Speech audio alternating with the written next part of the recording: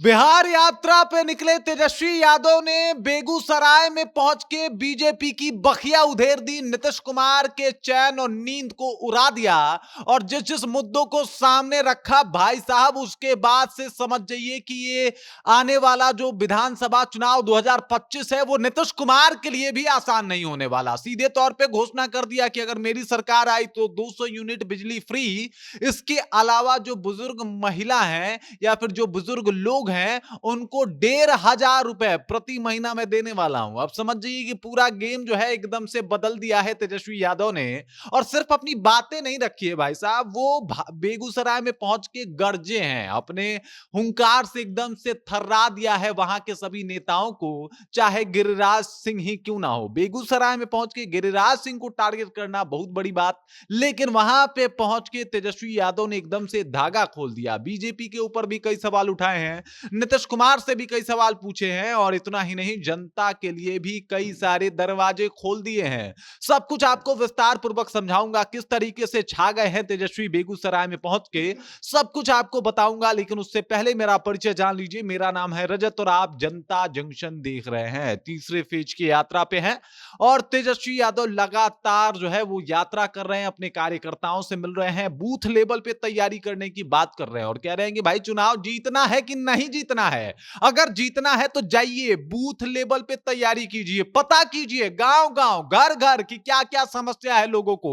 और कौन कौन से समस्याओं का कैसे कैसे निदान किया जा सकता है। अपने कार्यकर्ताओं को लगातार चेता रहे हैं कि भाई चुनाव जीतना है, लड़ना है तो बता दीजिए, मन है तो एकदम से जाइए। और इसके अलावा उन्होंने इस जो भी अपनी यात्रा को का जो नाम दिया है वो दिया है कि भाई कार्यकर्ता सम्मान संवाद यात्रा, मतलब कार्यकर्ताओं से बात करेंगे, उनको सम्मान करेंगे, उनको बहुत ही अच्छे तरीके से ट्रीट करेंगे और संवाद भी करेंगे कि भाई साहब चुनाव को लेके आपकी प्लानिंग क्या है। और इसी प्लानिंग के ऊपर बेगूसराय में चर्चा करते हुए नजर आए तेजस्वी यादव। मीडिया के सामने बैठ के ताल ठोक के बता रहे हैं कि क्या क्या कमियां रही है इस सरकार में, किस तरीके से लॉ एंड ऑर्डर ध्वस्त है, किस तरीके से नीतीश कुमार की सरकार फेल है, इसे रोकने में नाकाम है। इसके अलावा वो बता रहे हैं कि किस तरीके बीजेपी जो सिर्फ नफरती राजनीति करती है, इसके अलावा वो कोई काम नहीं करती। वहीं बेगूसराय के सांसद गिरिराज सिंह को भी आड़े हाथ लिया और बोला कि भाई साहब ये मंत्री हैं, ये केंद्र सरकार में मंत्री की भूमिका में काम कर रहे हैं, लेकिन आज तक बिहार वासियों को ये तक नहीं पता चला कि भाई साहब ये कौन से विभाग के मंत्री हैं, इन्होंने किया क्या है बेगूसराय के लिए। कई सारे क्वेश्चन उठाए उन्होंने बेगूसराय वासियों के सामने गिरिराज सिंह के ऊपर। वहीं इतना पे नहीं रुके, बोले कि भाई ये जो नीतीश जी यात्रा कर रहे हैं, जो लगातार जिक्र कर रहे थे तेजस्वी यादव की, ये नीतीश जी अपने बिहार वासियों से बात करने के लिए 250 करोड़ रुपए कहां खर्चा कर रहे हैं भाई।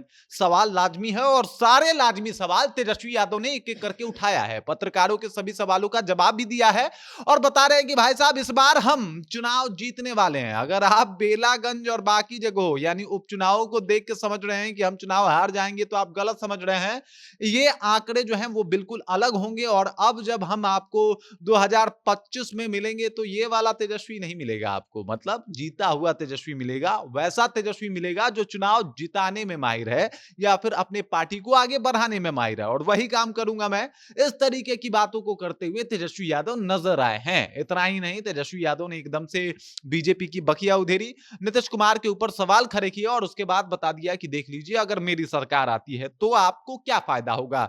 तो सीधे तौर पे फायदा गिनवाया, 200 यूनिट बिजली फ्री, मतलब आप 200 यूनिट बिजली जलाओ उसका कोई चार्ज नहीं लगेगा।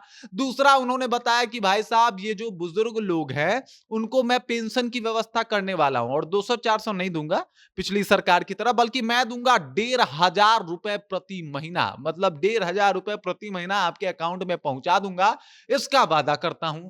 अब तेजस्वी यादव जो वादा कर रहे हैं और इनके वादों की वजह से जनता तो बिल्कुल इनके पाले में आती हुई दिखाई दे रही है। बेगूसराय में जिस तरीके से गरजे हैं, बखिया उधेड़ दिया है बीजेपी का, नीतीश कुमार का तो एकदम से जमीन खिसका दिया है, कुर्सी खिसकने जैसी दिखाई दे रही है। और वहीं पे अपने मुद्दों को भी बड़े अच्छे तरीके से जो है वो दिखाया है कि देख लीजिए हम क्या क्या करने वाले हैं। मतलब बेगूसराय में तेजस्वी यादव आए और बेगूसराय में तेजस्वी यादव छाए। अभी तो वादों से यही लग रहा है भाई साहब। बाकी इसके ऊपर अभी नीतीश कुमार और बाकी किसी नेता का कोई बयान नहीं आया है, कोई नेता का तो हटा दीजिए, गिरिराज सिंह बड़े बड़बोले नेता हैं, उनका भी अभी कोई बयान सामने नहीं आया है। बाकी क्या आता है ये इंटरेस्टिंग होता, लेकिन अभी तेजस्वी यादव जिस तरीके से आगे निकले हैं, भाई साहब अगर ये हाल रहा, इस तरीके से तेजस्वी यादव अपनी बातों से प्रभाव और छाप छोड़ते नज़र आएँगे, तो समझ जाइए 2025 आसान नहीं होने वाला नीतीश जी के लिए। और 2025 में तेजस्वी यादव हो सकता है मुख्यमंत्री बन जाएँ, क्योंकि आंकड़े कुछ ऐसे ही दिखाई दे रहे हैं। लोग इनकी बातों को सुन और समझ तो रहे हैं।